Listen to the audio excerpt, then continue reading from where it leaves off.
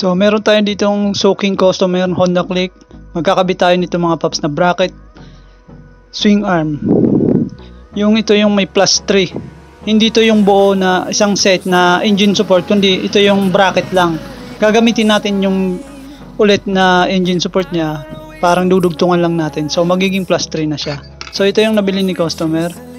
Sa pagbabaklas nito mga paps, tanggalin nyo lang yung mga ehe dyan sa loob sa baba, and make sure na tanggalin nyo yung kasa harap para ma-stretch nyo yung mga wire, mga cable wire tsaka brake cable, para kasi uusog na yan eh, parang mabibitin na. Diskartehan nyo na lang kung paano para para ma-fix, para hindi na tayo magpalit ng mga mahabang cable.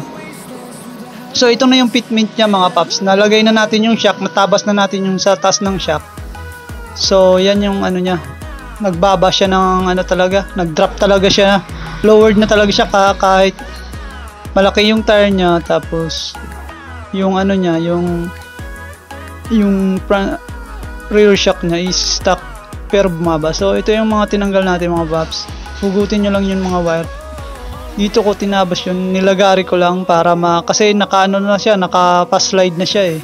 So tinanggal na natin din yung airbox kasi hindi na, kahit lagyan ng bracket tatama pa rin, kaya hindi na natin nilagay. So ito yung mga nilagayan ng mga cable. Pag alisin nyo yung mga nakadikit dyan para mabinat ng gusto. Dito rin sa kabila, yung wire dito iusog nyo lang mga paps. So ito yung fix nya, yung pagkalagay ng engine support. Make sure na maigpit yan pagkabalik nyo mga paps. So ito yung nangyari dito sa shop. Ito yung tanggal talaga lahat ng kasarap, pati yung ilalim sa footboard, para maano natin yung mga cable wire.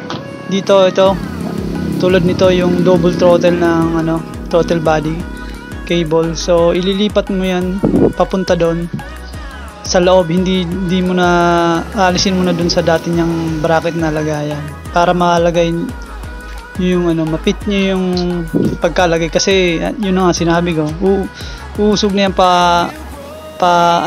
palikod yung niya, yung makina, dahil nga sa engine support. So ito na yon, magtatabas na tayo dito mga paps ng compartment. So sa pagtatabas pala nito, ginamitan ko lang ng lagari, heat gun sana, kaso nung hinit gun ko, marami palang tatamaan talaga ng throttle body, pati na yung manifold.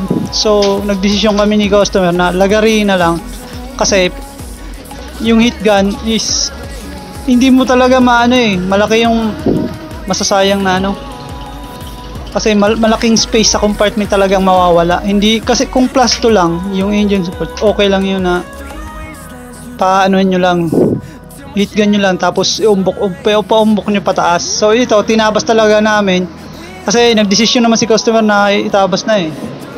So ito na yun, naggamit lang ako ng cutter plies. Pogi talaga si customer dito. So ito na yung fitment niya mga paps, wala na yung sayad, lahat na yan nakapix na yan, ganyan yung position niya.